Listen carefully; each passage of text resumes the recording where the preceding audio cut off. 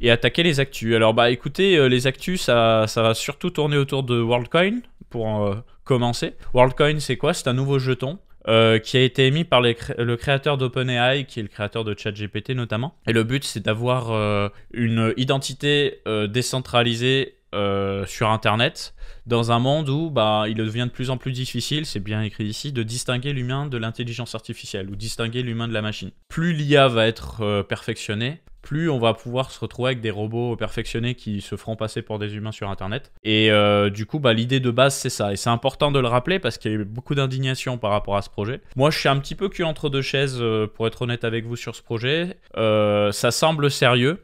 En fait, là où ça mène à l'indignation, c'est que de base, il y a eu un tweet de la part d'Edward Snowden. Pour ceux qui ne connaissent pas Edward Snowden, c'était un agent de la NSA qui a été lui aussi indigné du coup de comment les services américains pistaient leur propre peuple.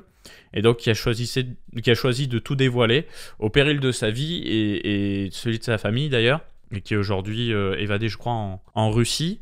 Et lui, il explique que c'est vraiment pas terrible pour la vie privée des gens, qu'il était pas du tout d'accord avec ce concept. C'est pas le seul à le dire d'ailleurs. Voilà, il y a un superbe film d'ailleurs sur Edward Snowden que je vous invite vraiment à voir. Vous tapez film Edward Snowden pour comprendre son histoire, qui est un super film d'ailleurs. Voilà, donc pour revenir sur ce projet WorldCoin, l'idée, c'est assez simple. C'est, comme je vous ai dit, d'avoir une identité numérique sur Internet décentralisée. Et pour ça, il y a une étape qui est de demander aux gens d'installer une application qui s'appelle World App pour pouvoir avoir un World ID. Et pour pouvoir créer cette identité, vous allez devoir scanner votre iris, votre rétine. Donc du coup, ça fait que il peut y avoir une base de données de scan de rétine qui se crée. Alors eux, la promesse qu'ils ont faite, c'est de dire non, nous on scanne pas, on stocke pas les données des iris, nous on stocke un hash pour chaque iris. Ce qui fait que au final, en cas de piratage, en cas de ce que vous voulez, il n'y aura pas de problème de base de données. Mais ça ne suffit pas, la communauté s'indigne quand même.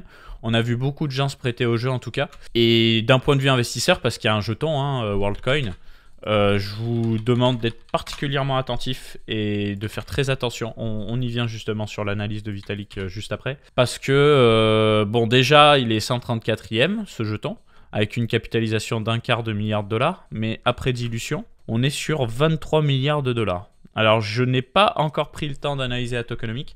J'ai missionné un de mes rédacteurs pour vous faire une analyse fondamentale justement sur tout ça. Mais en tout cas, 23 milliards d'FDV... ça nous fait un jeton top 7. Agir en conséquence. D'ailleurs, je n'avais même pas fait gaffe que le Lido Stake était passé aussi haut. 7ème Lido Stake. Voilà. Toujours sur ce sujet WorldCoin, il faut savoir que pour faire ce scan d'iris, du coup, il faut se rendre en présentiel à des endroits précis qui ont été lancés par la fondation WorldCoin, si j'ai bien compris. Et pour le moment, il est question de 35 villes dans 20 pays. Donc c'est pas partout dans le monde. Toujours sur WorldCoin, on a Vitalik, le cofondateur d'Ethereum, qui s'est exprimé sur le sujet, qui était plutôt positif vis-à-vis du concept, c'est-à-dire qu'il est évident aujourd'hui qu'il faut de l'identité sur Internet décentralisée. Maintenant, il y a plein de questions qui se posent. Comment mettre en place, comment faire en sorte que ce soit accessible à tous. Faire attention à la protection des données personnelles et attention à la centralisation de la Foundation WorldCoin. C'est ça le plus important. Long story short. Sinon, il a fait un billet de blog très complet pour en parler que je n'ai pas lu, pour être transparent avec vous. C'est toujours très complet avec Vitalik d'ailleurs. C'est d'ailleurs sa grande force. C'est quelqu'un qui est capable de très bien s'exprimer. Voilà, il explique sa vision de la chose. On lâche un peu WorldCoin. Maintenant, on a des nouvelles vis-à-vis du procès entre la SEC, vous savez, le régulateur américain qui casse la tête à tout le monde, et Binance, mais aussi Coinbase. Qu'est-ce qu'on apprend? On apprend que ça bouge. Il va y avoir une première étape le 4 août, puis le 11, où en fait Coinbase va devoir présenter des arguments au juge contre la SEC pour se défendre, puisque la SEC leur a reproché de vendre des actifs sans avoir certaines licences, etc., des actifs qu'ils considéreraient comme des securities. Donc ils avaient listé une bonne vingtaine d'altcoins de mémoire. Donc Coinbase va devoir se défendre ces prochaines semaines. Et ensuite, suite à la défense, ça va être au tour de la SEC de devoir présenter une opposition, voilà, un mémoire d'opposition, le 10 octobre, juste avant le 10 octobre 2023. Donc c'est long, ça leur laisse quand même un bon bout de temps, 60 jours. Et une fois qu'il y aura la réponse de la SEC, Coinbase aura pour obligation, en tout cas pour le moment c'est comme ça que c'est écrit, de répondre avant le 24 octobre, ce qui lui laisse du coup 2 semaines. Mais peut-être qu'ils diront oui, on n'a pas assez de 2 semaines pour répondre et que ça tirera un petit peu plus. Mais du coup ça avance et je pense que Coinbase pourrait gagner, et s'il gagne, ce serait extrêmement bullish pour le marché, qu'on se le dise, parce que ça servirait de jurisprudence pour tout le monde. Ça protégerait pas mal les altcoins des embrouilles. Voilà.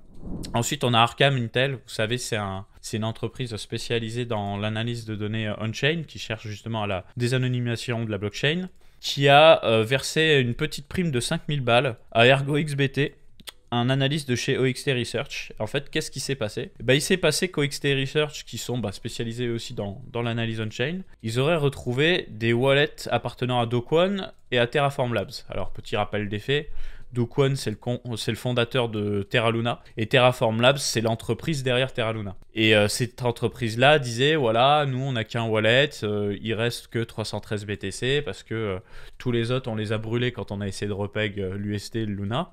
Et il semblerait que ce soit faux. Alors j'ai voulu trouver justement ce wallet et combien d'argent il s'agissait. Et en fait, pour le moment, on ne l'a pas. Ce qu'on sait, c'est que du coup, normalement, dans 90 jours, nous aurons des informations sur ces wallets en détail. Et donc on saura si Do Kwon a menti. Et il a très probablement menti. Voilà, donc déjà qu'il est un peu dans le caca, le frérot, en ce moment, on n'a pas fini de lui coller au basque. Ensuite, autre histoire intéressante, cette fois c'est la fondation EOS qui poursuit Block One pour $1 milliard. Alors j'en parle assez régulièrement, mais je fais le rappel pour les autres. Block One, c'est l'entreprise qui a émis la crypto-monnaie EOS. Et EOS, ça a été la crypto-monnaie qui a levé le plus d'argent de l'histoire des crypto-monnaies. Ils avaient fait une ICO qui a duré 1 an, où je crois c'était toutes les semaines, si je ne veux pas dire de bêtises, les gens pouvaient investir, ou alors ils pouvaient investir pendant 1 an, et ils avaient amassé 4,1 milliards de dollars. Parce que c'était vendu comme l'Ethereum killer, la blockchain suprême à l'époque. On était tous très très bullish vis-à-vis de ce projet. Ce qui s'est passé du coup, c'est que Block One a créé EOS, qui était à l'époque une blockchain extrêmement centralisée avec 21 validateurs de blocs, c'était un petit cartel. Et puis après, il y a eu que dalle, il y a eu aucune application décentralisée quasiment, aucune activité, rien. C'est pas comme Ethereum où ils ont levé, après ils ont bu de la blockchain, ils l'ont émise, après ils sont passés à The DAO. Fondation EOS, pour être précis, c'est Fondation EOS Network, qui a repris la main sur le projet EOS, c'est-à-dire que dans un premier temps, ils ont coupé le robinet à pognon à Block One parce que je crois qu'il y avait une espèce d'inflation d'EOS qui tombait dans les poches de l'entreprise Block One. Donc déjà qu'ils avaient ramassé des milliards, ils continuaient d'empocher encore plus de fric. Donc ils leur ont coupé le robinet à pognon. Et ensuite, ils ont pris la main sur la fondation. Donc ce qui est intéressant d'ailleurs, c'est qu'à la tête de la fondation, on a Yves Larose, cophone, je crois. En tout cas, il parle français. Je ne sais pas exactement d'où il vient, mais il a un nom très français et on a déjà échangé des tweets en français. On devait se voir et ça s'est pas fait. Et là, il a fait un communiqué récent pour dire, bon bah voilà, on va attaquer Block One et on va y aller très très fort parce que ils n'ont pas fait ce qu'il fallait, ils ont empoché un max de fric et maintenant, il va falloir rendre le fric parce que ça a causé du tort à EOS. Et c'est vrai, EOS, tout le monde s'en tape maintenant. À la base, c'était vraiment le Ethereum killer. Hein. Je vous dis ça, en 2018, EOS était dans toutes les bouches. À l'époque, il n'y avait pas d'avalanche de Solana, ça n'existait pas encore. Et puis au final, comme il ne s'est rien passé sur EOS, il est parti à la cave. On est très très très bas. On n'est pas encore à 50 centimes comme en octobre 2017, mais on pourra aller le chercher parce qu'il n'y a pas d'activité dessus. Il n'y a pas d'activité dessus, c'est vraiment dommage. Voilà, donc affaire à suivre pour cette histoire d'attaque. Ensuite, on a le régulateur américain qui dévoile une nouvelle ère pour la réglementation crypto. Alors ça, je voulais absolument vous en parler, même si vous n'êtes pas tous branchés réglementation, parce que ça peut tous nous servir en tant qu'investisseurs.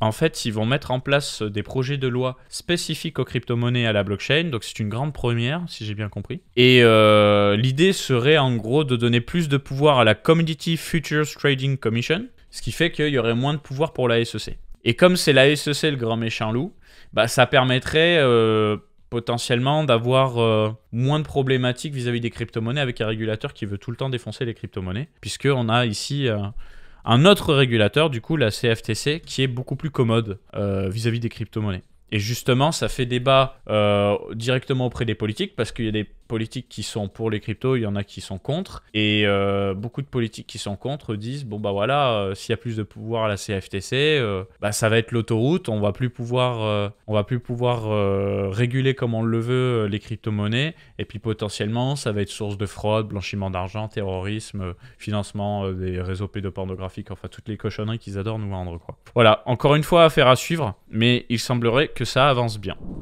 Pour ce qui est des actus en bref, ah, j'ai oublié de le rendre cliquable ça. Bah, du coup, le projet WorldCoin est sous enquête en Europe parce qu'il y aurait potentiellement des problèmes vis-à-vis de la vie privée, etc. On a la Fed et la Banque Centrale Européenne d'ailleurs qui continuent d'augmenter leurs taux parce que l'inflation n'est toujours pas sous contrôle. Voilà à peu près pour les actus en bref. Après, c'est un peu moins intéressant. S'il y a ça, on peut en parler rapidement. On a le président, le neveu de Kennedy, vous savez, le président qui a été assassiné, lui est candidat à la présidentielle, pardon, il n'est pas président encore, qui disait à l'époque non, j'ai pas de crypto-monnaie, je suis pro-bitcoin, mais j'ai pas de crypto-monnaie. Et là, on a réussi à lui faire avouer qu'il avait bien acheté des bitcoins, mais il dit toujours pas j'ai acheté des bitcoins pour moi, il dit précisément j'ai acheté 2 bitcoins pour chacun de mes 7 enfants. Donc il a acheté 14 bitcoins, soit à peu près 400 000 $ de bitcoin, mais pas pour lui, hein, que pour ses enfants. Donc petit conflit d'intérêt. Moi, je suis pro-crypto-monnaie, je suis pro-bitcoin. Mais bon, là, il nous prend un petit peu pour des zinzins. Ensuite, Sequoia Capital, qui est un gros fonds d'investissement, a divisé par 3 la valeur de son fonds dédié à la crypto. Il était sur quelque chose comme 585 millions de dollars initialement, il passe à 200 millions de dollars. Ça veut dire que pour le moment, pour eux, il faut se désexposer. Ça sent pas bon, et puis peut-être qu'ils remettront des billes plus tard, mais ils sont en train de changer de bord. Et ça, je pense que c'est intéressant parce que je pense que beaucoup de gens se posent la question. En ce moment, le bear, il est violent, particulièrement sur les altcoins. Est-ce que ça va continuer? Je sais pas. Le prophète Jacques Attali, en tout cas, petite parenthèse chapeau d'alu, pour une fois. Le prophète Jacques Attali a dit qu'une crise mondiale nous pendait au nez, quelque chose de encore plus violent que ce qu'on a déjà actuellement, hein, et que ce sera à horizon août 2023. Est-ce que ça va se faire? Est-ce que les marchés vont encore plus dévisser? Et donc les marchés des crypto-monnaies aussi qui a tendance à suivre les marchés traditionnels? Je ne sais pas. En tout cas, je vous en parle. Agissez en conséquence si jamais vous êtes trop exposé et que vous n'avez pas envie de perdre de sous. Vous avez les liens Twitch si jamais en description pour ceux qui m'écoutent sur YouTube. Ciao tout le monde et laissez un petit like, ça fait toujours plaisir. Si tu as bien aimé cette vidéo condensée, sache qu'elle est extraite de notre chaîne YouTube Coin Academy. Du coup, si tu veux voir l'interview complète, je te laisse cliquer sur la miniature dans l'outro ou alors tu peux passer tout simplement par le lien dans la description.